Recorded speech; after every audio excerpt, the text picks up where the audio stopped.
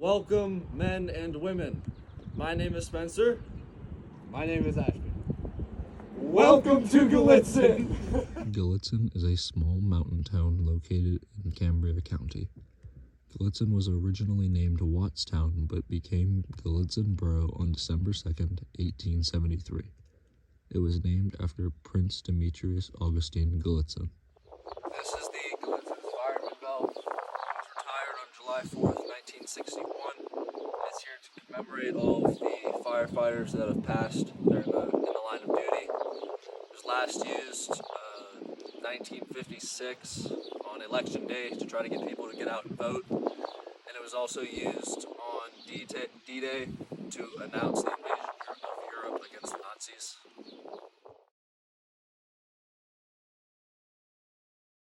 This is the Gallitzin Tunnel. It's a major site of tourism in Gallitzin.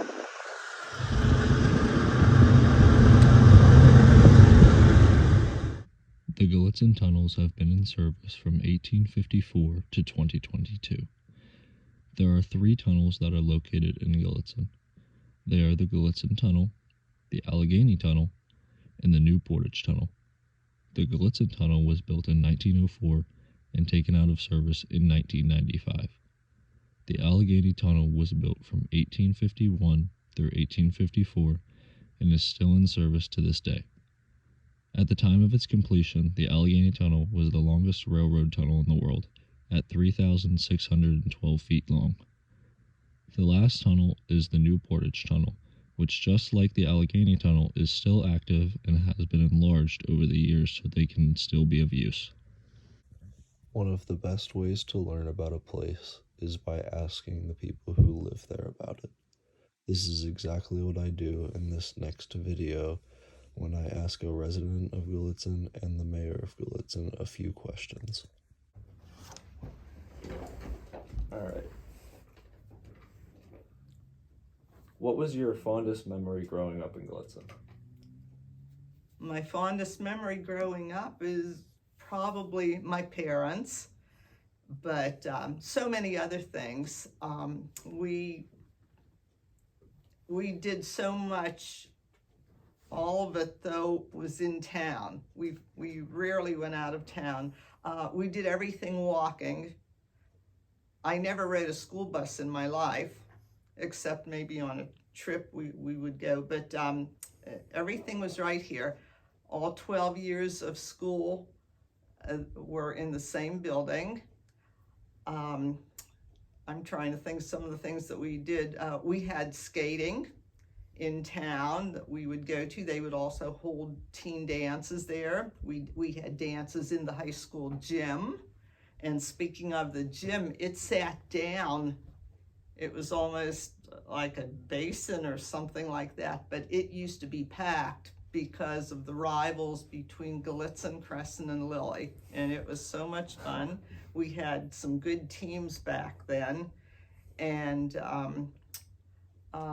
we walked to church, we walked to the movies, a lot of us hung out at the drugstore where we would go and have a Coke and a pretzel or something like that and sit there for hours. I don't know how the owner put up with us, but we were stuck there all night.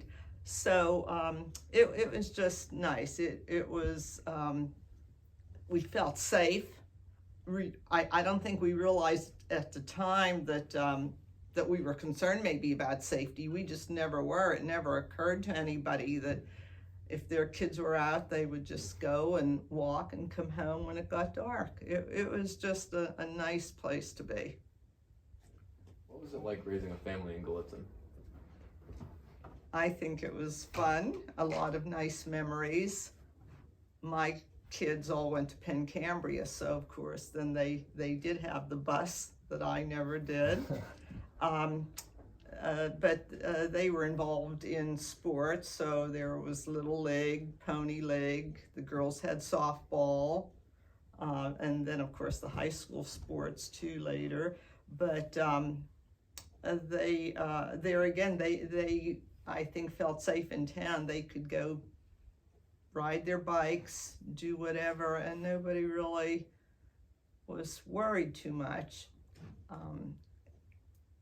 Just a small town. I think like a lot of small towns, you knew everyone, everyone was friendly, and so I think it made for some good people.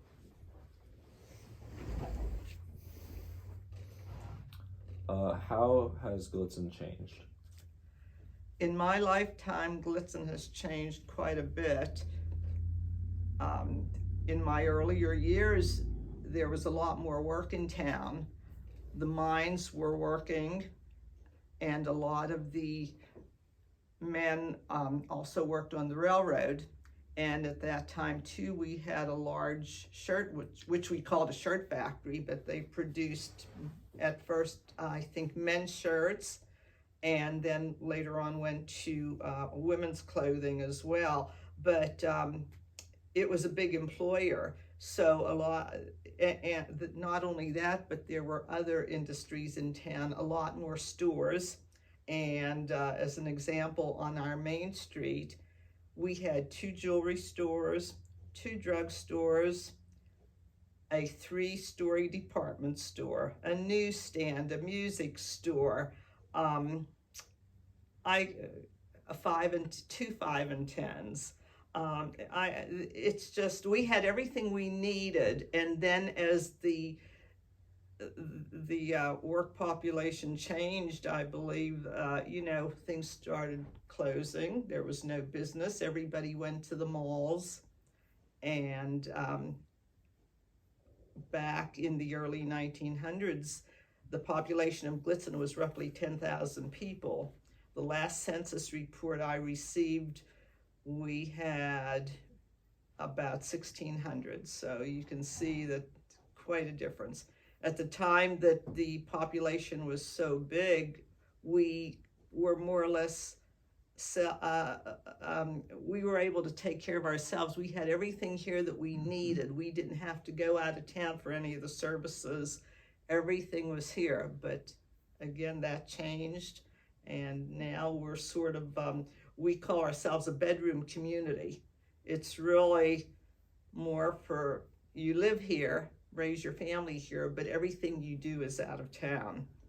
So, but anyway, there are a lot of good memories, and I really hate to see the changes. I'm hoping for the better, and I have high hopes for our present council, mayor. I think they're doing a good job and on the right track. So,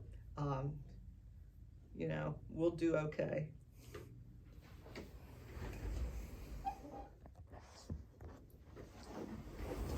So, Mr. Wall, where do you see it going? Where do you see Gallitzin going in the future? I see Gallitzin trying to put the pieces back together where we were and what we're trying to get to right now. Starting with the business we have and try to develop more, try to add on to it. Right now, we have a gas station, a couple restaurants. We just added a family from Hollidaysburg, started a t-shirt business in Gallitzin. And she right now is trying to open up a breakfast shop and coffee shop down at the former Masako's garage down there she just purchased. So, and now we have another business moving into the shirt factory, like an Ollie's type 5 and dime store. They just got purchased. So hopefully they will start on the 1st today. Monday becomes their property now than where the shirt factory was. So hopefully you take piece by piece, you build on it.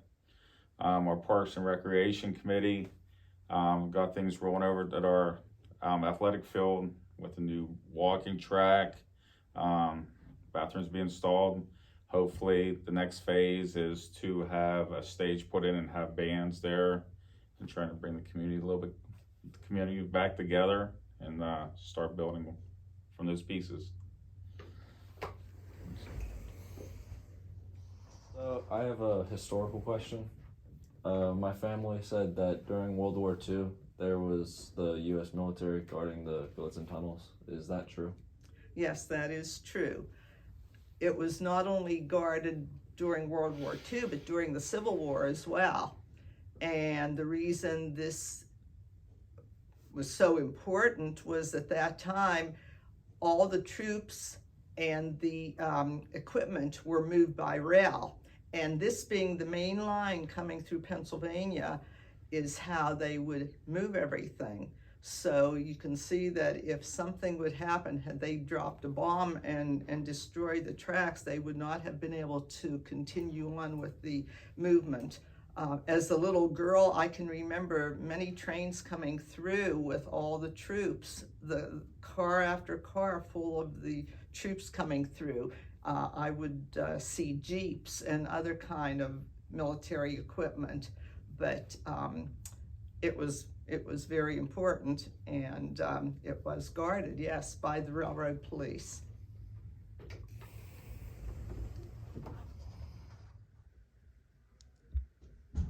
Gallitzin is mostly known for the Gallitzin tunnels because of how much information and history they have behind them. The historical importance of the Gallitzin tunnels is that in 1847, the land was surveyed by the Allegheny Portage Railroad Association to find a new and improved route to cross over the mountainous terrain. Gallitzin's location was important because it is 12 miles away from the city of Altoona. Connecting Gallitzin to Altoona would increase productivity of the railroad and the transportation industry across Pennsylvania. This is also a very big tourist spot of Gallitzin. This is the Lemon House. The Lemon House in Gallitzin, Pennsylvania was built in 1830 by Samuel Lemon. It was used as a resting spot for travelers for many years. It is the only original building that exists from the time of the Allegheny Portage Railroad. It was erected as a national park in 1958 by the Pennsylvania Historical and Museum Commission.